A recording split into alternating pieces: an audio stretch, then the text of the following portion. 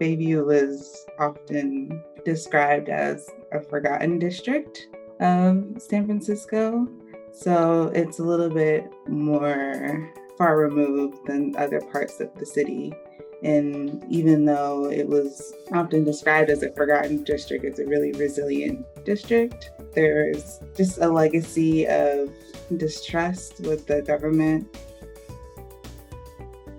That legacy of distrust came from a lot of broken promises from the government. You know, the Bayview's the story of a once thriving Black community becoming victim to disinvestment and redlining and all these things that we see.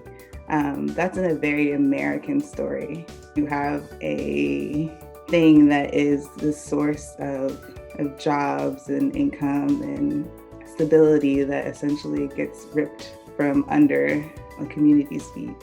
And that led to quite a bit of distrust, because it's, how do we know that you're not going to just do what everyone else has done, which is nothing?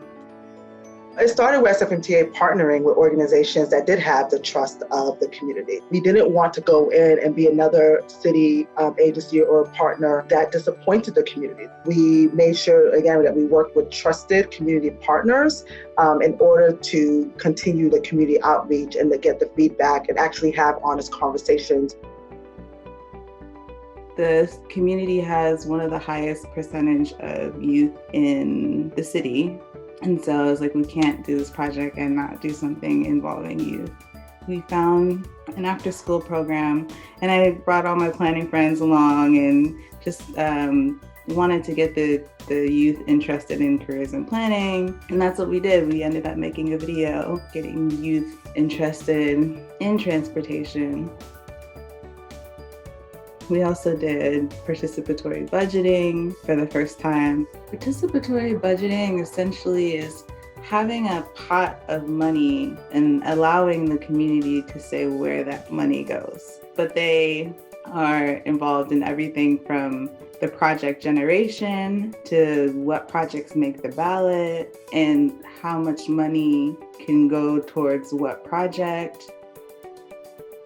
So some of the outcomes were the quick build projects, which address pedestrian safety, some of the bus shelters, as well as better access to bike lanes. And those started happening actually even when we were in the middle of the planning process. Like some of the bus shelters were starting to get worked on. We're seeing quick build shelters at this phase being completed and some starting.